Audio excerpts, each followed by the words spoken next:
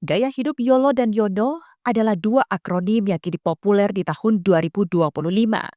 Keduanya mempresentasikan pola pikir kritis sebagai respon terhadap dampak gaya hidup, khususnya dalam kesadaran finansial yang semakin penting di tengah ketidakstabilan ekonomi global saat ini.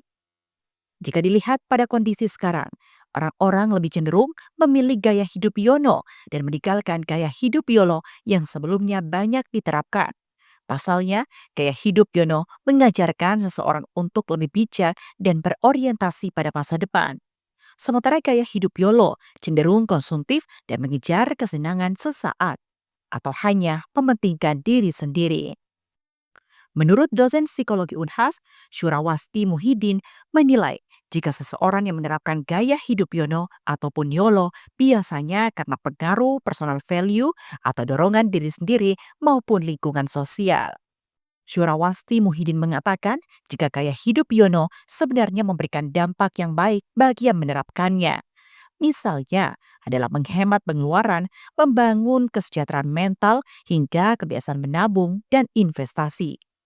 Namun, jika gaya hidup Yono diterapkan berlebihan, juga justru hanya akan berdampak buruk.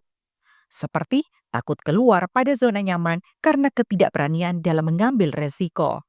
Lifestyle Yono dan YOLO ya itu bisa menjadi suatu lifestyle itu juga dipengaruhi oleh, kalau saya melihatnya dan dari berbagai literatur ya yang ini pernah saya baca, sangat dipengaruhi juga oleh personal value dan juga belief seseorang terhadap hidupnya, bagaimana cara dia memandang hidup gitu.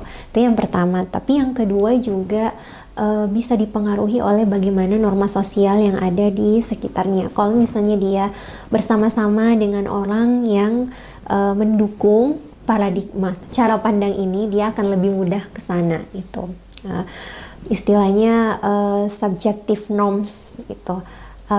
Norma yang di sekitarnya melakukan itu, jadi dia juga terdorong untuk melakukannya. Tapi saya kira ini banyak dikaitkan dengan personal value orang, pilihan orang gitu pada saat itu. Saya juga melihat fenomena ini barangkali adalah upaya kita untuk mencapai kesejahteraan mental ya gitu. Psychological well-being, dan itu adalah tujuan hidup manusia sebetulnya ya secara umum. Dari psikologi juga memandang manusia ingin ke sana. Tapi caranya seperti ini, dan menurut psikologi positif segala bentuk cara itu asalkan dia optimum itu yang bagus gitu. Jadi kalau ada yang over, terlalu misalnya mengikuti tren ini atau terlalu memilih ini, tidak bagus juga gitu. Tapi kalau ada juga yang kebalikannya, itu tidak bagus juga, jadi optimum gitu. Contoh kalau ini kan barangkali kalau you only live once itu berarti orangnya mungkin mau mencoba hal baru kan, dia cuma hidup satu kali nih. Coba kalau itu over, kita mungkin tidak akan takut pada resiko, tidak mempertimbangkan. Tapi kalau juga dia underuse, mungkin kita orang yang tidak mau berani keluar dari zona nyaman kayak gitu. Jadi optimum aja gitu. Dampaknya tentunya ya ke itu tadi ya, misalnya kalau terlalu banyak eksplorasi malah mungkin kesehatan seterusnya. Jadi tergantung sebetulnya bagaimana kita menerapkannya, baru dampaknya tergantung itu gitu. Berbeda dengan YOLO, Yono mengedepankan efisiensi dan penghematan, juga memprioritaskan kebutuhan daripada keinginan melalui prinsip minimalisme dan pengendalian diri. Pola pikir ini mendorong seseorang untuk mengambil keputusan berdasarkan pertimbangan jangka panjang.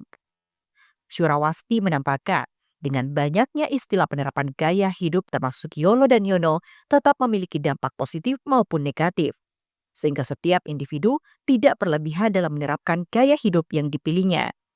Zulkarnain, Unhas TV.